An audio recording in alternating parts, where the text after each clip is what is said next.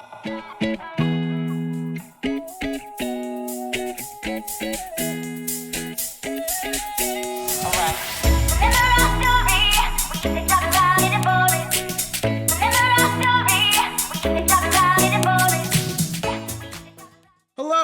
I am your host, Derek Tyler Attico. Thank you for showing up for Soul the Story. This is our Roundtable session, episode 2.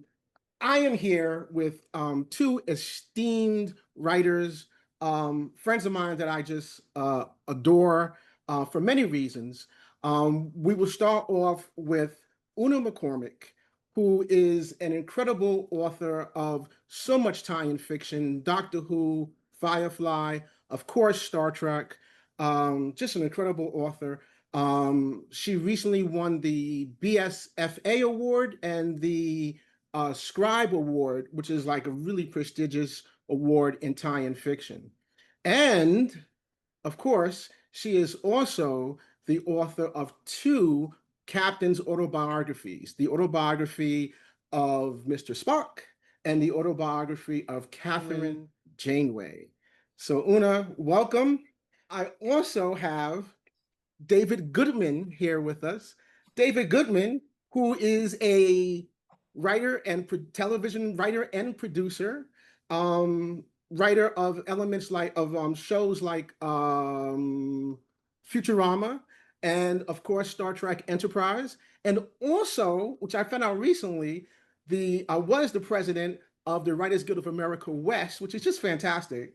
So and of course the author of also 2 autobiographies for Star Trek, the autobiography of Captain James T. Kirk and the autobiography of Captain Picard. All right, so David, Una, thank you so much for being here. How are you today? I'm good. I like esteemed, Derek. That's very good. I prefer it to veteran, which I've started getting esteemed, right? Yes, indeed. We like that. We like the esteemed better than veteran. That's so funny. I'll take veteran because that it implies that I'm still working. You'll take veteran? Yeah. It's when it gets to geriatric, we need to worry. Right. We don't want any of that. I feel like among the 3 of us, I feel like the baby of the group. Because I'm not. I wish I was actually, but I feel like the baby of the group because you 2 have done so much work, and especially with the autobiography series, you've just knocked it out the park. The 3 of us have done cumulatively 5 captains now. Kirk, Spock, Picard, Janeway, and Captain Sisko for me. It's just incredible. I want to start off asking, for the first Captain book that you did, how did that happen? How did that come about? And Una, can you start us off? Now I can't remember which one I did first. That's okay. That's all right. I can understand that. I think it was Janeway. I think it must have been Janeway. It was Janeway. It was. Yeah. I'm glad you're here, David. Thanks for keeping tabs on that. Thank gosh for David. Right. I think they wanted a woman to write it, and the choice is me or Kirsten Beyer at the moment, I think. And Kirsten, of course, is very busy, sort of being brilliant, co-creating Picard and all sorts of other things, writing Strange New Worlds. So they came to me and I said, I'd love to give that a crack. It was a little bit out of my usual zone. I tend much more to sort of write Deep Space Nine. So Voyager was a little bit out of my ballpark, but I thought this is such a great opportunity. I've got to give this a go. And once I got going, I watched Voyager extremely intensely over a period of about, I don't know, it's probably about 6 weeks. It was all I did was watch Voyager. It's very full on, but you've got to immerse. I think we'll probably come to this when you're writing one of these books. So I just had a great time. And once you listen to Kate Mulgrew's voice, I think, and here's something else we'll come to. Once you've got that first person voice, I think you're flying, aren't you? So so that's where I think they came in. I think they wanted a woman to write the woman's book, which I'm happy about. So and then Spock came later. David assures me. Wow, David, how about you? How did your? Well, I think we all, us autobiography writers, owe a debt to a person named Dave Rossi. I had written a book for first I'd written a book. It was this history of the Federation that was published by Amazon, and after that was finished, uh, this guy Dave Rossi, who's a friend of mine, and was a producer on Star Trek Enterprise, and he came up with the idea of doing the autobiography of James T. Kirk. It was his idea, and he was involved with CBS Consumer Products. The people who hire us to write these things, Right. and the head of Consumer Products, who had hired me for the Federation book, said, "Do you want to do this?"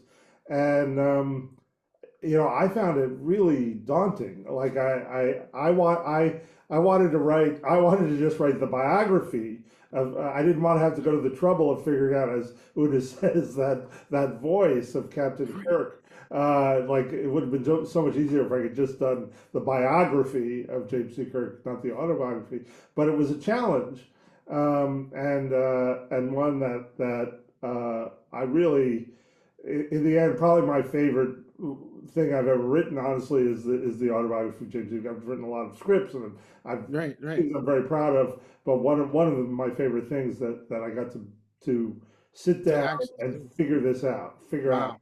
how to Well, write this book. wow. Well, you know what? Let's stay with that. And we'll come back to Una.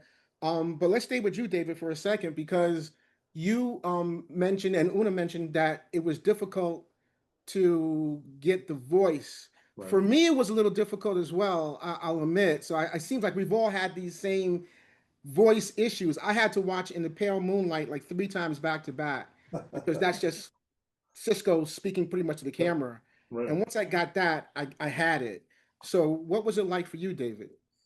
So for me, there are these moments. Captain Kirk is iconic in this way, and he seems like a hero. But there are these moments in the original series that are very soft, reflective moments. There's this scene in Balance of Terror where he's in his quarters and he's saying to McCoy, "What if I'm wrong? I have to make all these decisions. Everyone's looking at me, expects me to make this. What if I'm wrong?" There are these moments. I'm going deep dive geek here, so I hope No, no, everyone's go. on board. We're with you.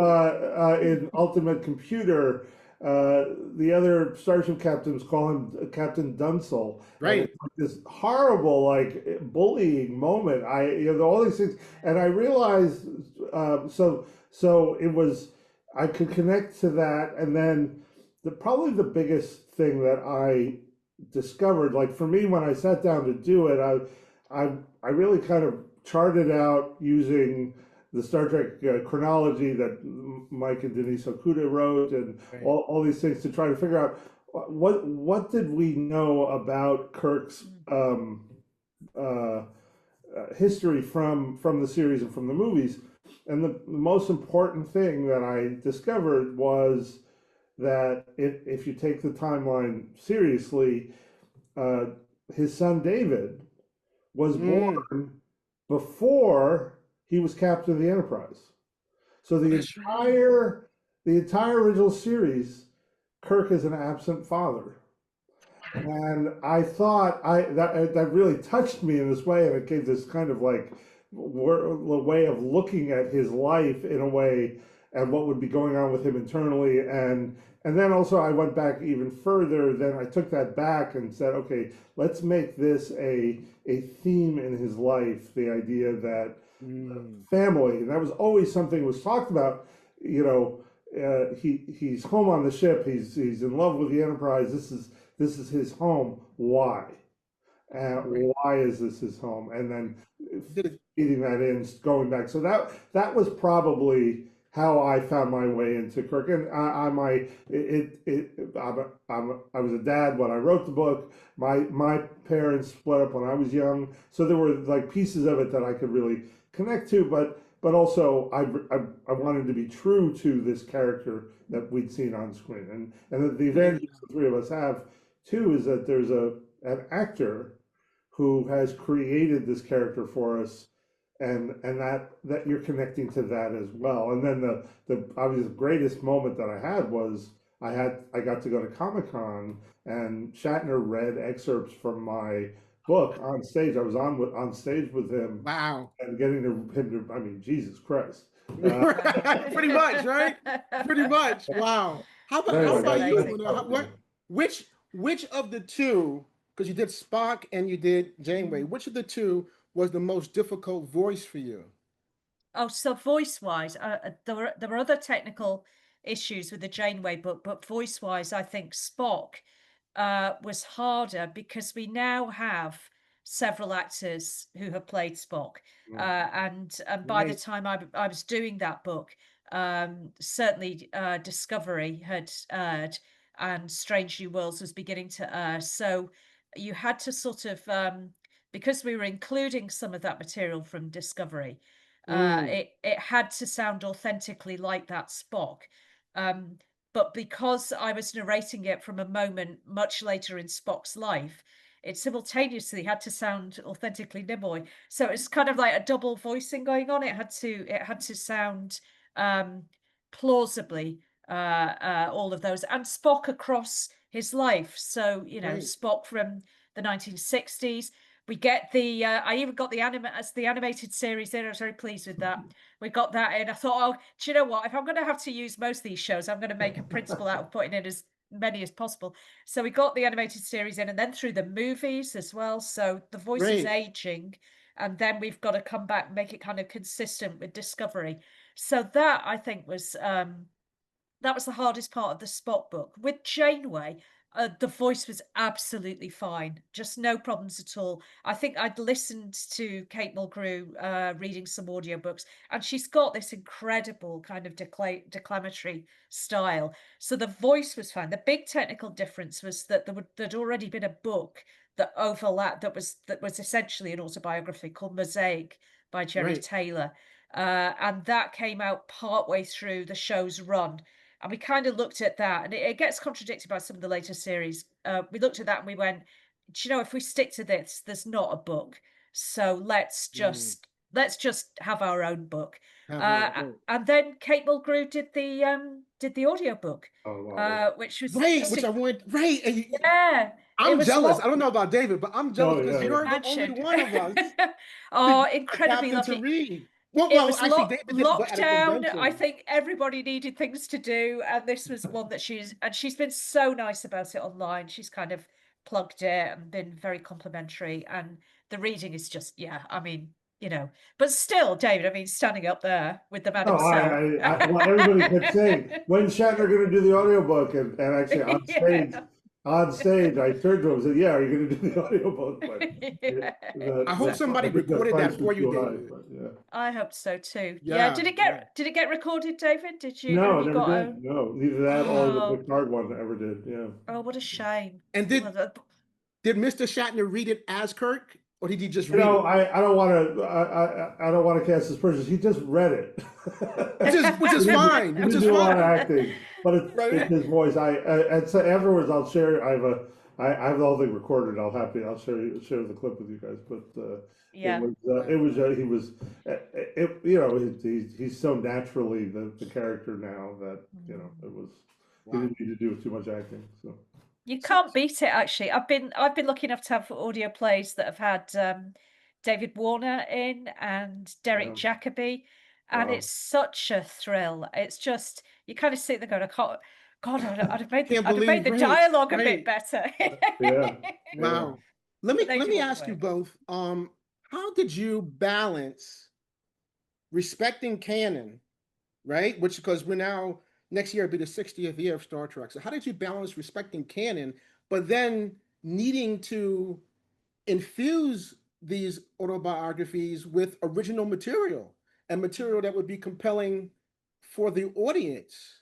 So let's start with Una this time. How did you balance that, Una? So again, I think there were two. I had sort of different strategies because there's so much Spock, right? Sure. There's just so much stuff. It's more bounded with Janeway, and I felt, and I don't know whether you guys felt this as well, that it would be very, very easy, particularly with Janeway, and perhaps with Cisco as well. It would be very easy to end up just re-narrating episodes. And I Yeah. thought that's going to be really dull. Yeah. Okay, so you've got to do that because there's an expectation with it, but also you can't let that just be what the book is. So I spent a lot of time. My editor on the book was terrific, Kat Camacho. We were good friends and very simpatico. So we spent a lot of time kind of thinking up a backstory. There are lots of beats in Voyager where there's a throwaway line about a grandparent or something she did with her dad on this. So there are beats that you need to hit. And then just really, I thought, okay, well, I can't just make this book, these 7 years. There's got to be the build up to it. There's got to be the context, the forming of that person. And then the bit I really enjoyed was the kind of aftermath when Voyager gets back. And I thought, I'm just going to come to this fresh and completely invent my own kind of fates for those. What happens to them all afterwards. So that I think was the trickiest thing. And then it's a pretty linear telling. With Spock, I just really mixed it up. I thought I can't do this linear.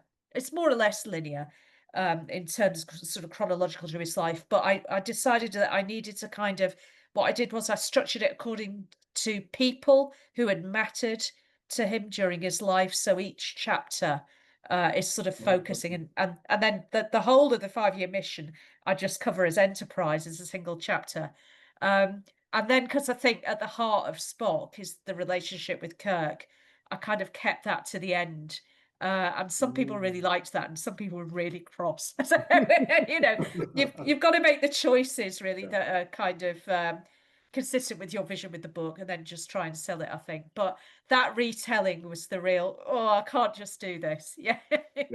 I understand that that's true because for mine, I do a lot of the family of Cisco family and backstory, and only like the last, I don't know, maybe 50 pages is really like on Deep Space Nine about those characters. And some people didn't like that. But just like you, I'm like, well, why would Janeway or why would Cisco talk about stuff that we already know in the autobiography? What about you, David? Well, it's interesting because I think that I did do that and I got criticized for it. So you can't Wow. win. Basically, Can't it win. comes down Can't to win. you can't win. You can't win. For me, again with the Kirk book, and it's interesting. Kirk and Picard are two different things. The Kirk book to me was I'm going to make sure this fits canon. I made very few decisions that broke with that.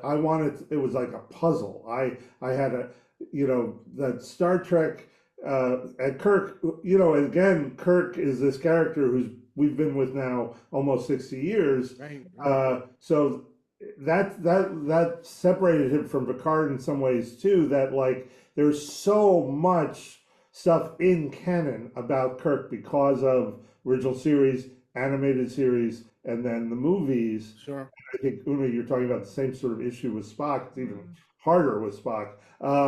That I wanted this thing to fit. I'm a giant geek myself, and I wanted this book. I didn't want anything in this book to upset me, the giant geek.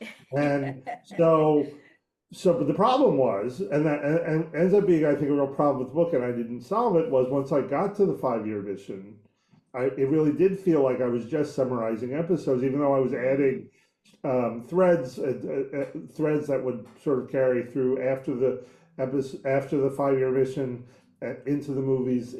I think people felt like, oh, he's just summarizing here. He's just summarizing, except Star Trek V, and I don't know if you guys know what I did with Star Trek V in the movie, in the book. Like I kind of I treated it as something else, and did it with a sort of a joke, but it served a purpose. Right. But in general, I think that ends up being what I would say is the biggest criticism of the book from people who've read it, and my own criticism. Like, I never solved that problem. With Picard, I didn't either, but Picard was really interesting because canon-wise, if you read the writer-director guide that Gene Roddenberry and the writers wrote for Next Generation, which I accepted as canon, Picard had been on the Stargazer for 20 years. And 20 years, and that was like, holy shit, I gotta create a 20-year story before we even get to, and sort of what you're talking about, Derek, with Cisco. It's like, I gotta do this, and I really enjoyed that. that why was he on for the that long? What was that ship like? What was that about? All that, I had a lot of fun. And in that book, the thread, honestly, that it's not quite as strong as the Kirk book, but you find out in a late Next Gen episode that he'd always been in love with Beverly. And so Right. that idea of like your best friend's girl is the Yeah. person you're in love with, that plays in that book. But and then I get to Next Generation and I'm summarizing episodes again. So I never quite, as a writer, I admired what you guys did because both your books are like, you know, the Janeway and Cisco is like you're really just writing an autobiography and you're jumping in feet first and I don't think I did that in either of my books. Well, what you did with Picard definitely tied into season 3, with the Beverly Picard thing. Yeah, Beautifully fits, right? Because yeah, of how his feelings for her. yeah, yeah. And I will say, once I got the gig, first thing I did, I had already had the Janeway audio because it was Kate Mulgrew, right? But then I was like, oh, wait a minute, I have to read these, which is a great excuse to just buy books and buy Trek books. And and the more I read, I'll be really honest with you, the more I read, the worse I felt because I was like, these books are really good. So I was like, so the bar kept getting raised and raised and raised as I read, and I read them in order, So Yeah. I read in order of captains, I should say. So I read David's Kirk, and then I read Una, I read your Spock, and in order. And I was like, oh my God. So that, but thankfully, I think the Cisco book came out all right. But you Oh, both, it's super, the Cisco book. You Oh should be yeah, so proud of it. I came mean, out great. really, it's Came out just great. terrific. And a bit of a gift that you're being, non-linear narrative, non-linear yes, yes, and narrative. and and I remember because this is also my first novel, and so I Oh, okay. asked Yeah. for. I never had an outline or structure for a novel, and I got in touch with you, asked you for an outline, and graciously you gave me an outline of Mm. Spock and Janeway to look at. And as I read them, I was like, "Oh, this is great." I said, "Oh, but I can't follow these outlines." But it was just great to see how you had done it. And then I realized that I had to put like non-linear stuff in it. I was like, "Oh man, Yeah. this is gonna be A huge, headache. a Yeah. headache, yeah, a huge headache." Let me ask you both. How much of yourself, if any, did you pour into these autobiographies?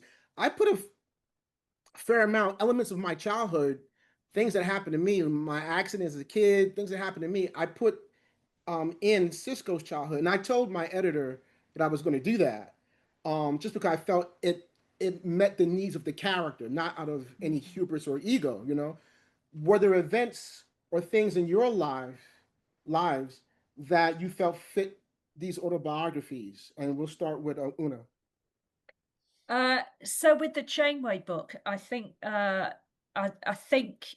in general terms, I think that's some of what I put into that, and it's not quite Janeway's story, but it's that pressure uh, that women sometimes feel about choosing between family and career, and Right, how you right, kind of straddle that line. I've got an 11-year-old kid, and it pops up in one of my Picard books, actually, Raffi's story. Sort of, Raffi's always choosing to do other stuff, and not go to the kids' football match and that kind of thing. right. So some of that, I think, is that choice between marriage and career, which I think was very contemporary when I was sort of starting out back in the 90s. And I think was some of the background for how the show was, well, the show was in production. Can a woman do it? This sort of stuff. So that's kind of subtle, but and what happens to Janeway, being forced away, is it kind of operates as a kind of metaphor for that. I also gave her a horrible boss that is very like a horrible boss I once had. And she got to really dress him down. I don't think I was not libelous. But one of those, do you know what? I need 20 minutes of catharsis here, so let's set this up. But then with the Spock book, I can comfortably say there are very few things that have happened in my life that matches. I think I think the voice I ended up with is the voice that I would like to have when I'm Mm. old. Yeah. Wow. So it was almost a kind of, that's the person I would like to be. And the things that he's sort of come through, maybe difficult, dealing with difficult parents or remote parents, a little bit of that. Oh, Um, wow. but Spock's kind of assurance and sense of self and ability to reflect, Yeah. that's who that voice is what I'd like to be when I grow up, I think. Wow. So Wow. yeah. Wow. What about you, David? Not anything, uh, feelings like, the reasons that I connected to those two characters, they're what little we get about Kirk at the Academy mentioned in the original series is it sounds like he's bullied by fitting in, and that I had plenty of experience with bullies myself as a kid, and so that I connected to it. I connected to emotionally. I connected to the father things in both books, that Picard, what we know about Picard's relationship with his father, Picard not wanting to stay at the winery, and that kind of thing, that like your connection with your parents, your connection with your the women you love, the and then workplace kind of issues, like the feelings. I was trying to connect to feelings and trying to add depth to those feelings in the books, but in both cases, I think for me, as a Star Trek fan, Star Trek is my escape, and so for to that these are two of my heroes, like Star Right. Trek Picard, and so I was trying to find ways for me to emotionally connect to them while also like trying to create things. They're probably there's probably names of my relatives are in there, are either Kirk or Picard's relative. I don't remember anymore. But and if I didn't have, if the name wasn't already in canon, I was like, all right, well, it's my mother's name.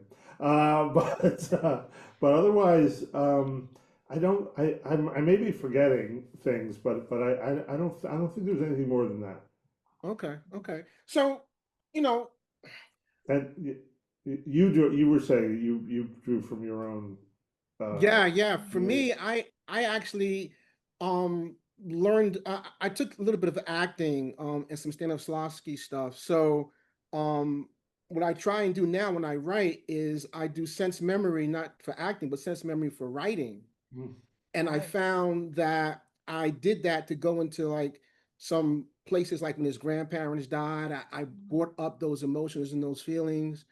And I realized that after I would write a chapter like that, I would be wasted like for the Yeah. day. So I'd have to like watch some comedy or some cartoons or something to kind of balance out the emotional place that I went. Yeah. So I guess my question is, maybe not to that extent for the both of you, but did you walk away with anything besides getting paid? Did you walk away with any? Did you walk away with anything from these autobiographies, Una? Oh wow, gosh, that's really, I love hearing about writers' processes, and I'm really interested when it overlaps with what actors do actually, because I you couldn't get me on stage for love or money, but when I hear actors talk, I sometimes think, oh, I do that too, but I do it quietly by myself in a room, where Right. nobody's looking. Probably not with these books. It's happened with other books that Mhm.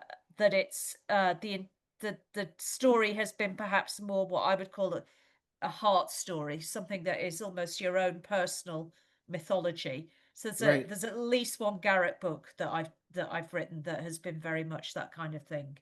Um, the Spot one, as I said, I think went deeper and sort of made me push a little further, Hmm. particularly in how it would feel to be old and very wise. I'm quite interested in that. I'm quite interested in that point in people's lives where they're just much, much older than everyone else around them. And they've seen everything before, not once, not twice, but 3 times. Yeah, we're going through this cycle again. Right. And I love this idea that there's all this experience and knowledge, but also simultaneously a sense that time is running out, that the present moment is very, very important, because there might not be many more of those. And that's something I'm just very interested in when I write sort of older people. And I think some of that goes into Spock as well. There's all this dignity and wealth and humility and coming to terms with emotion, but again, and also this sense that something has to be done. He ends the book ends just as he's going off on that very last mission. Into So the black something hole. has to be Right. done. Yeah. And Yeah. well, I may as well do it because I don't think anyone else is going to do it. So possibly that, I think, was a story that I came back to. But when I'm starting a book, it's happening at the moment actually, because I'm just about to start a book. I get really bad headaches. Yeah. Oh, wow. Like stress Oh headaches across God. my eyes and my shoulders and everything. Yeah, I know. And then I start the book, and within about a week of it, it's like the book is, it's like I'm downloading the book, yeah, Uh-huh. and the headache just Wow. dissipates. It's very weird. It's like it's quite it's a bit of a sort of my body's not very subtle, yeah. So it's like writing alleviates that pressure and stress It for you. genuinely, I feel it lifting as more of the book goes down on the page. Yeah. Wow. And Wow. then, as you all know, you're a bit mad by the end of writing Yeah. a novel. You're a bit sort of Yeah. involved in it. So, Yeah, yeah. Wow. So, yeah, those things, I guess. Wow. How about for you, David? And if there wasn't, that's fine. But let me ask you this: if there wasn't, if there wasn't anything personal, what was the themes that you were trying to Well, for push me, I for? mean, personally, I mean, I had written this book, this History of the Federation, which was this It's really fake good. history book, but Autobiography of Kirk was the first.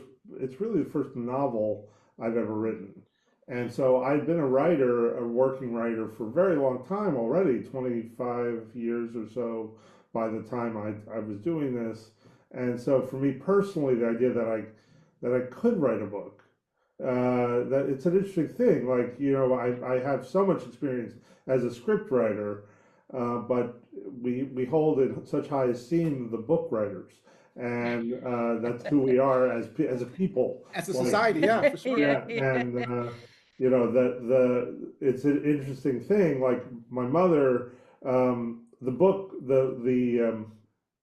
it's a funny but also sad story of my mother was dying when the book was coming out, and I was in the hospital room with her. We're just trying to find things to talk about, like, as in her last days, and the galleys for the book, PDF of the galleys come on my phone. I'm like, oh, Mama, my book, and the book is dedicated to Mom. Right. But the joke is it my mother or Kirk's mother, because it's the autobiography of James C. Kirk. But I showed it to her and she smiled, and that was, she actually, it's this kind of moment in my life, because my mother she hadn't lost any of her faculties. She was 90 years old, but she had to decide when she was going to die. She was going to go off this ventilator, and that was the night she decided. And I always felt like I gave her this bit of happiness, that in a book, this book is dedicated to her, but it's also, well, is it to her or is it to Kirk?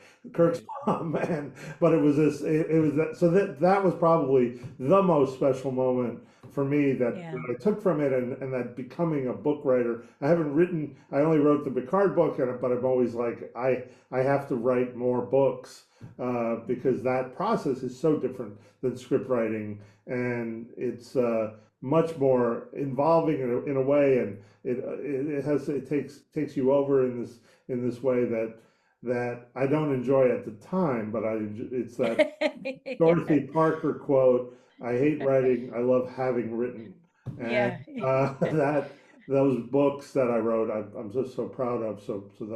those were the Wow. Wow. Wow. Thank you for sharing that. Yeah.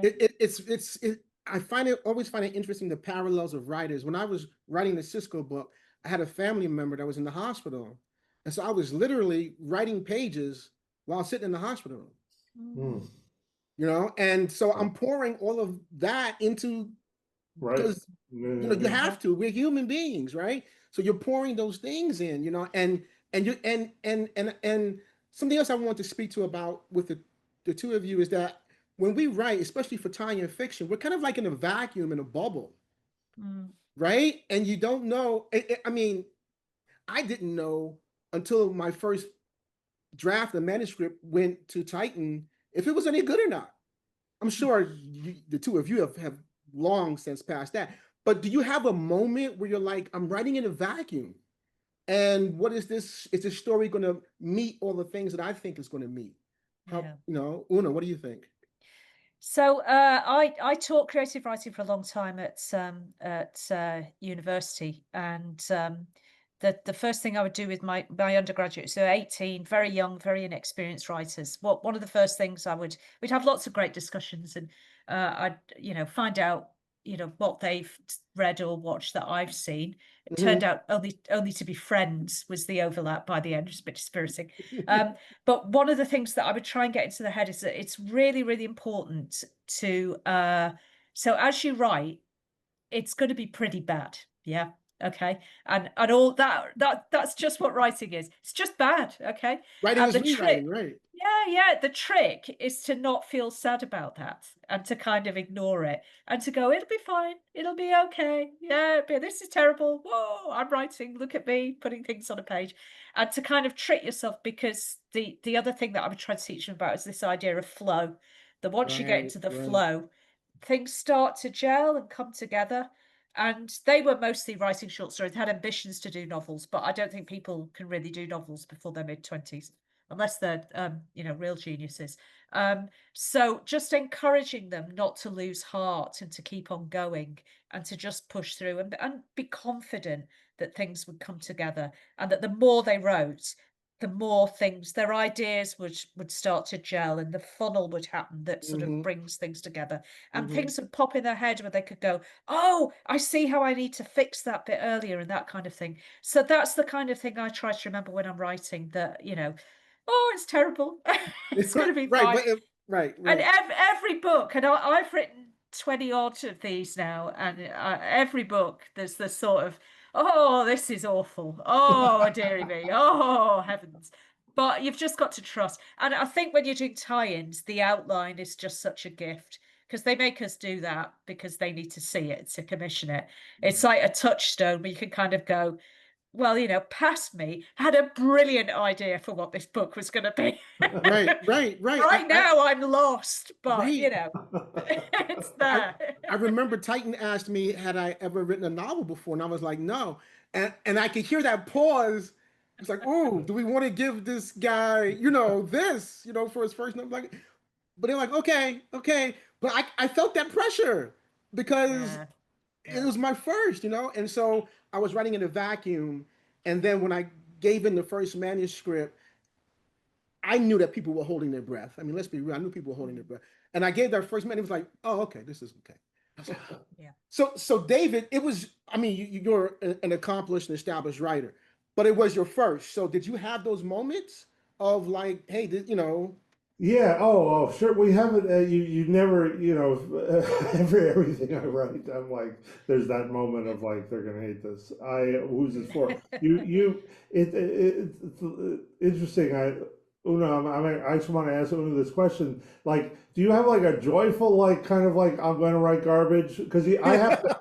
Well, no, but I mean that to me is like, that's the hardest moment. Like, I'm working on this other project right now, and yesterday I just decided I just have to write the worst version of the script right now and get it done, because it's hanging over my head. And once I have that, I'll go back in and make it good. But do you actually find joy in writing the garbage draft? I would like to tell you that I find it joyful, and I'm very present and in the moment, whereas in fact Right. I'm foul-tempered, Yes, I'm right. angry, All right, I'm good. Because I was furious. like, I was going to try to. All right, if Una can be happy writing the garbage draft, then I've got to figure that out. But if she's not, then that's the. Sometimes I'm But enjoying how bad it is. Also, my other half, who's sort of my first reader, he has a little margin notes that he writes, which is LCW. And that stands for less crap writing. So when when I'm writing badly, I'm kind of Right. going, well, I know what the note is going to be here. So, Yeah. and that makes me laugh. So, but it's very helpful. And in my own head, I go, bit less LCW here. Yeah. That's yeah. funny. For me, also with the Kirk book, I had my day job. I think at the time I was running a television show, so I was literally getting up at 4 in the morning to write the Kirk book before I would go into my office at 10 and Wow. work on a show. And usually by 5 p.m. I'm half asleep.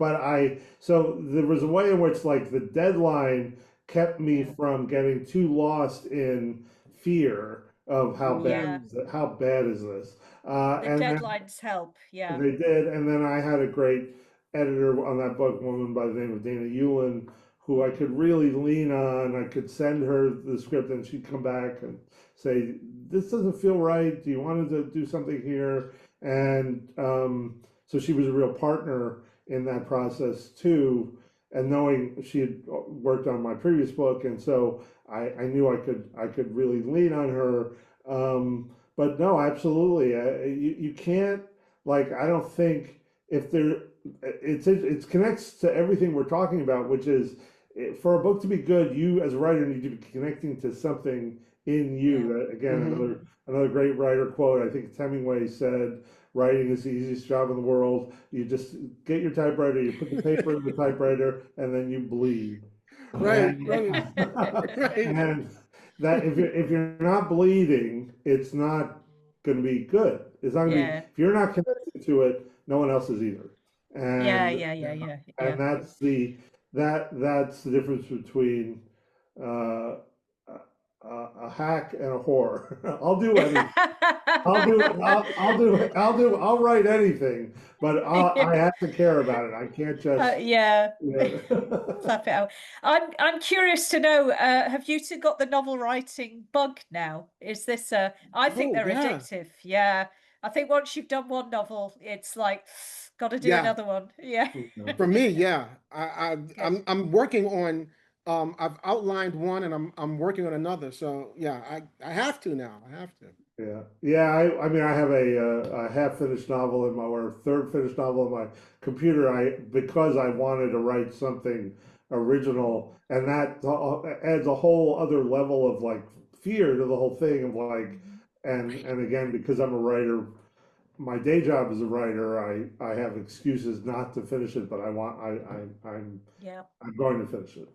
Yeah. You know, can we stay on that for a moment? Because I don't want to sound egotistical at all, but for me, it was easier to write, and it has been throughout my career, easier to write Star Trek because so much has been given to us from these characters. So much great writing, great acting. So there's so much for me to pull from. I feel in a lot of ways I'm standing on the shoulders of everyone else that came before me. But when it comes to my own material, I'm like, what the heck am I going to do? Right? So how do you both feel about? Let's deviate for a minute or two. How do you both feel about that? Because there's no net. I feel like I have a net when I'm working with Star Trek. It's so Mm. much easier. How do you feel about that, Una?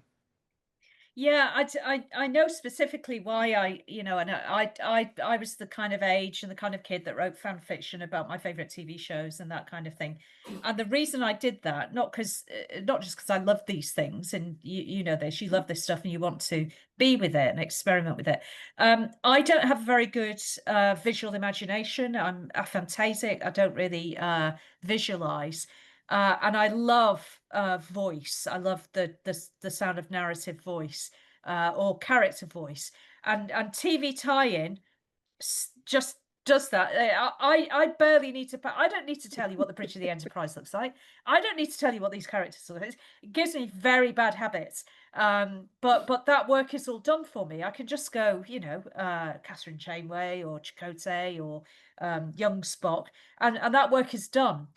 So I've had to work quite hard on that, and I think technically what I've ended up doing is I love a kind of playful, omniscient voice. So it's almost like the voice of the book in Hitchhikers. I love a Mm, storytelling voice, and that reminds me that what I actually love doing is playing with words and the music of words. And as soon as I find an omniscient voice, that's the way into material for me. Wow. Everything is always connected to sound for me, because I haven't got any pictures in my head. Only what the telly feeds at me, you know. Yeah. Wow, that's very interesting. Wow. What about you, David? Well, I think the thing, Derek, my advice to you is like think about all the crappy authors who have their books written, who write their books. Like there's a lot of them. I'm not going to name any, but there's a lot of them, but they're not TV tie-in. But I'm just saying, and that's always what gives me hope. Like there's always this moment of like, what am I doing? What am I doing? I'm writing a book. Where the hell do I get off writing a book? Where do I get off? You know, and I've got no net, and it's like, where do I get off creating a world? And then I'm like, I think of a book that I read that I hated. That I thought, boy, this is lazy. This is terrible. So all right, I'm better than that person. If that And idiot could do it, yeah. Right. and so If find, that don't think of the great authors. Yeah, that's I mean, you fake. should that you should aspire to them, and you should always be looking. I think I'm always looking for those writers who I can connect to, like that. Because the best writers, you can't see the work. They pull you in right away. You're in their world, and but so I look at those writers and say, okay, you know, Stephen King, I think is a great example of like Yeah. the right. way he can pull you into a short story and you're scared. And you can be, it can be bright sunlight and you're reading his short story, you're frightened out of your mind. What is he doing? How is he doing that? You know, Yeah. how is a writer conjuring those emotions? So it's those people you're aspiring to in terms of their craft, but then in terms of just finishing and writing something, look at the bad writers. Like just look at those people. It's like, all right, I'm better than them. I know that. And so to me, it's looking at the great writers and the bad writers at the same time. Wow, that's Very a good. great. I never thought about that. The two of you are just giving. I feel like I'm in class almost because the two of you are just giving me this great information. This is great. Wow. Just really quick, I want to talk a little bit about when we write, it's solitary, right? We write alone. But you mentioned it before, David, and I know I couldn't have done this at all without my editor, George Sanderson. He was just on another level. And he and I had a conversation initially. He said, let's just agree that right now, what comes first is not you, is not me, it's the story. And when I heard that from him, I was like, "Oh, that's just fantastic." So, can you both talk a little bit about like the editors and how what did they bring to these autobiographies for you? We'll start with David. Yeah. Well, Dana again was like, I think Dana was not. She was not a giant Star Trek fan. She That's good. was. She was and then I had editors at Titan also who, you know, Dana was kind of my like editor, like almost copy editor, but also like a partner in helping me, um, you know, craft this manuscript. And she, I think what was great for me working with her was because she wasn't steeped in all the lore of Star Trek, she was just judging it as a read. Like, how is this reading?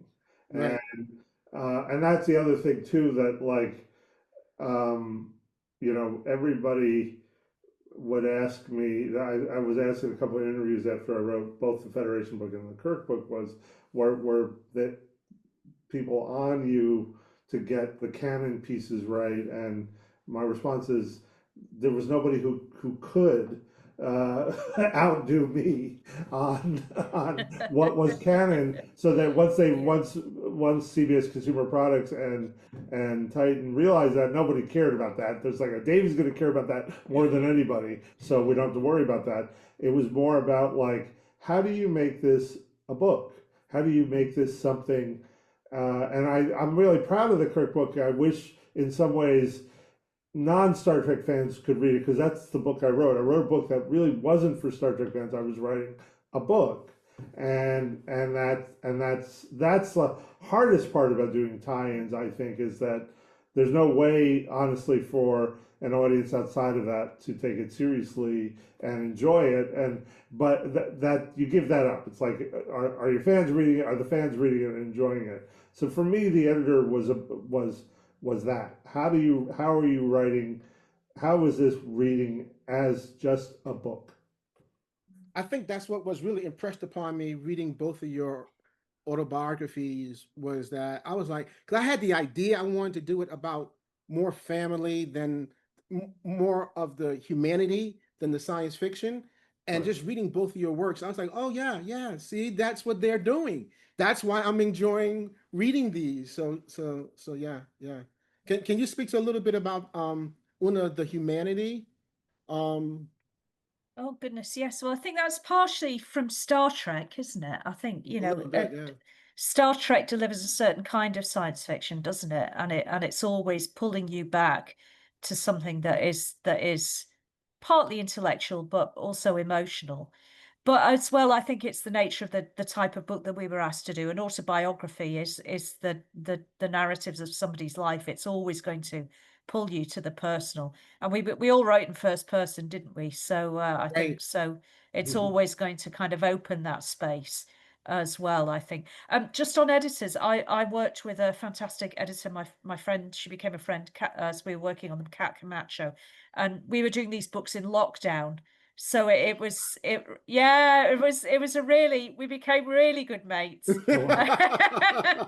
Wow. And Kat's a Star Trek fan, Deep Space Nine fan as well, like me. And you know, we just had they're really productive and warm memories of these books. Actually, they were really, it was a good friendship and a good working relationship to have Mhm. during that flipping awful time. You know, it was a genuine sort of pleasure, I think. So Kat had been at Titan a while, and had edited other stuff. It wasn't just Star Trek. And I must give a shout out to Dayton Ward, Oh, who yes, on please. Let's do that. was on my books, David, what you were on your books. Yeah. The one who will go, well, I think you'll find actually that this tiny piece of canon. I So feel he like was great. I feel like I have been remiss in giving Una this compliment. I was originally contracted to write the Spock book, and I couldn't crack it. I couldn't crack getting the. I started writing it. I was under contract, and I'm like, and I gave the money back because I was like, Oh wow. I can't crack this. And then I read Una's book, and it's like, oh fuck, that's how you crack like I couldn't Well, get out of my thank own you.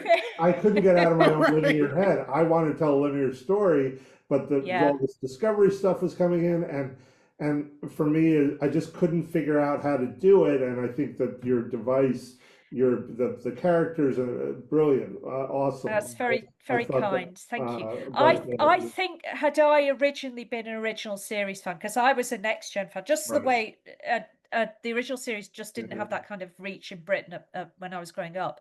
If I'd been an original series fan, I think it would have been impossible. yeah, I think it yeah, would, yeah, really hard. But to come at it as somebody who yeah, had watched Spock in the movies, right. actually, Sure. um, but it's very kind of you. It was not an easy book. It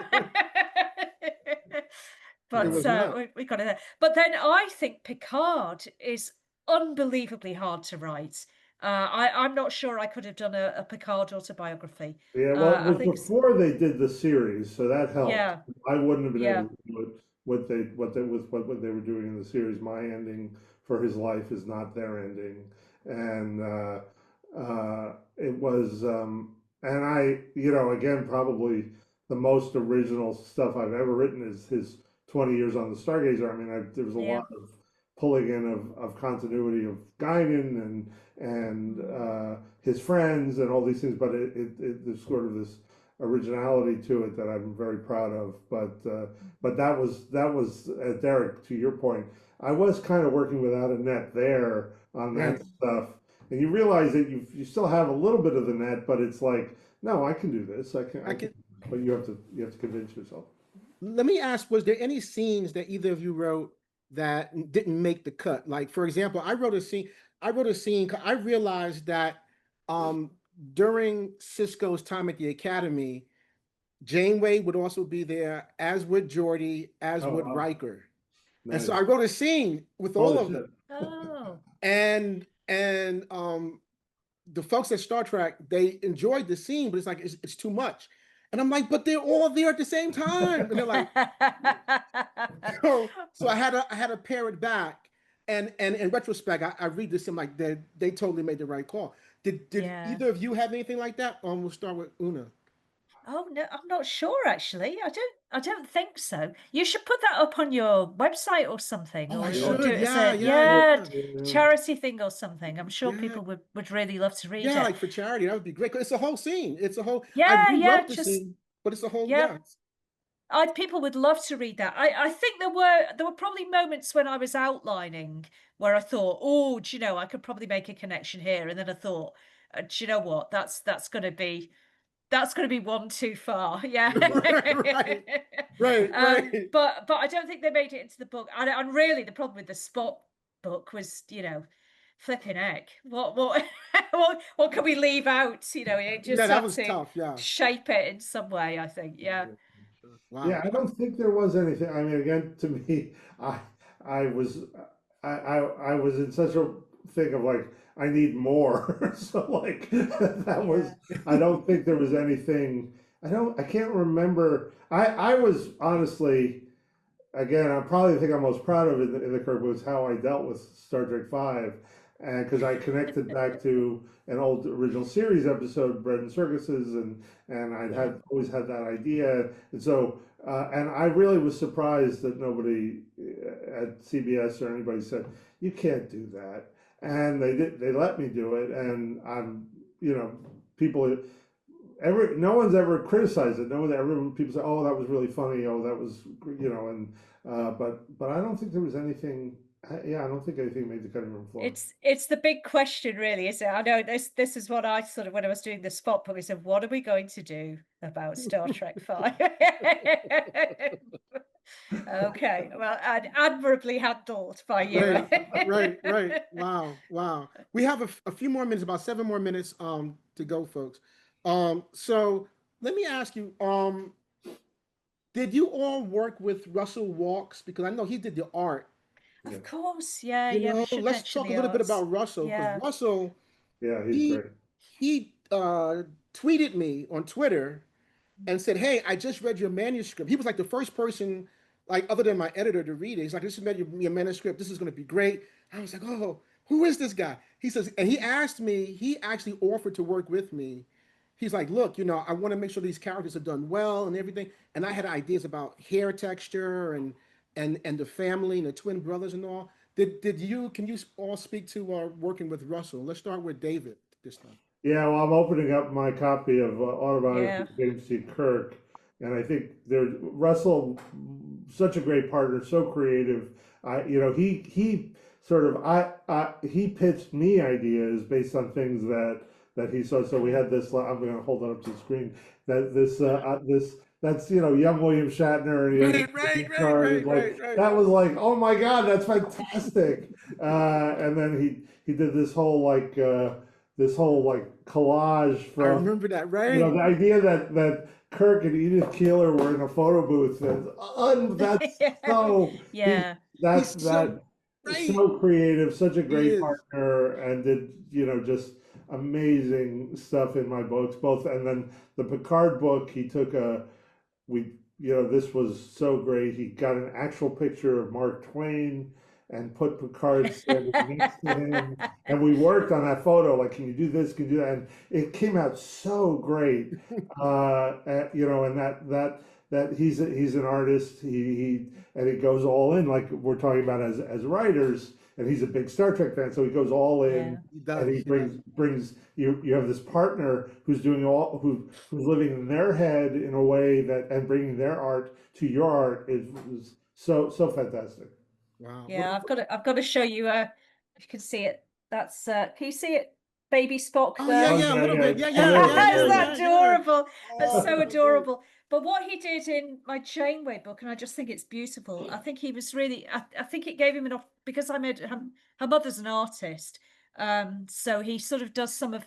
There's a pencil drawing of that her mother does of her as a little girl, but also because she meets Da Vinci. I hope you can see this. He does Oh a sort yeah, of that's I remember yeah. that. Yes, yes. So I think it just gave him, I think what I love about it is that he has the variety of style that he Yeah. can sort of, you know, hang on, I can't see, no, I can't get that one quite to So you work. got the blur thing, Yeah, No, yeah, it's yeah. just not quite getting it. It's just a beautiful little pencil drawing that her mother would have done.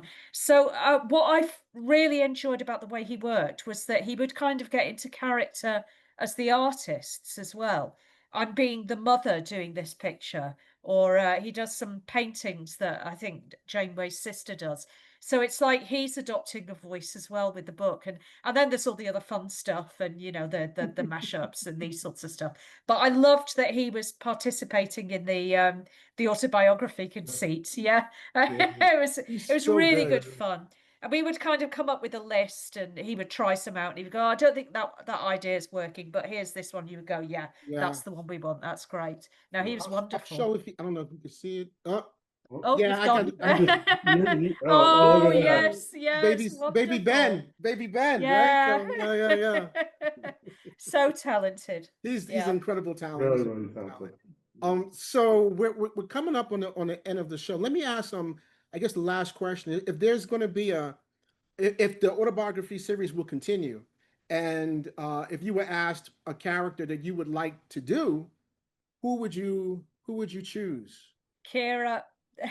Oh, No shadow of a doubt. those Absolutely. right. Kira. Yeah. That And not Garrick, because we've had Garricks. I mean, obviously I've got my own version, right, like he right, does. right. But absolutely Kira. I think it'd be incredible. Yeah, yeah, absolutely. How about you, David? McCoy. Oh, But, Yeah.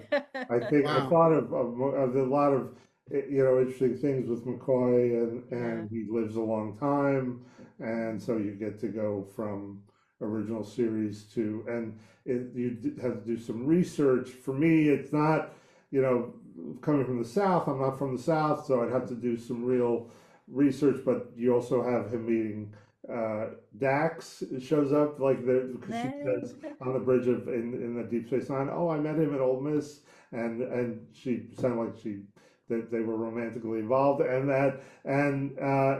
you have all this stuff, and then his daughter Joanna, which was something Yeah. I put in the Kirk book. That was actually something I was really proud of. Finding that connection between Kirk and McCoy, because Kirk was an absent father. It's sort of accepted canon, even though it was never done anything, that McCoy was also an absent father, and that's where these two men connect. I thought was really like one of these discoveries you make as you're writing. But so Yeah. I think McCoy though would be a really cool book, and also talking about medicine, future medicine, and Yeah. those things. I think that's what I would do. What about you, Derek? And also his sort of waspishness about Yeah, these other two, yeah. Whereas we yeah, all yeah, know really that McCoy is the hero of. Yeah, yeah. For yeah. me, I want to do Data Uh-huh. because Yeah. the Soon family, they're at least the men in the family, a little messed up. Yeah, yeah. And so I would love to see that trajectory, because I think sometimes in families, we have things where like the sins of the father carry on, and Yeah. it takes a son or daughter to break that. And I feel in a Mm. lot of ways like Data broke the chain for Oh, Soon, wow. because and so I Good. would That's like to very good. see Yeah, yeah, yeah. how we got to that from all the way from Yeah. the 2020s till He's also got the brother who didn't break the chain. Like he's got Laura who never, like, right and right up until like that's very good. I like that a lot. right wow yeah I want to thank you both for this hour. Thank It's you. been exciting, it's been fun, it's been educational. I really hope everyone else enjoys it. Oh, very um much. yeah, Yeah. thank you so much. And Thank you. I just want to take a moment out to thank everyone that's going to be watching, for being a part of this incredible community. And if you're here, don't forget to like, subscribe, and ring the bell so you never miss a conversation like the ones we're having here at Soul the Story with these esteemed authors. Our goal is to always have authentic discussions with incredible individuals. So if you want to get your brand in front of our loyal, story-driven audience, sponsoring Soul the Story we have a unique opportunity to connect with consumers who are not only passionate about real stories, authenticity, and diverse perspectives, but also committed to supporting brands they believe in. Whether you're a small business or an individual, our community is engaged and ready to make meaningful connections. Click the link in the show description to sponsor, or visit sci-fi sisters.com/sponsors to learn more about how you can be a part of the conversation. Thank you so much. Thank you so much. And Una, David, thank you so much for participating in this. I would love to have you back on again Yes, individually, and we can go over your careers, which would be like a day talking about your careers. But thank you both so much. Thank you. Oh, thank you. Absolute pleasure. Absolute pleasure. Thank you. Fantastic. Great hanging with you guys for an hour. It's been fun. Definitely. Thank you.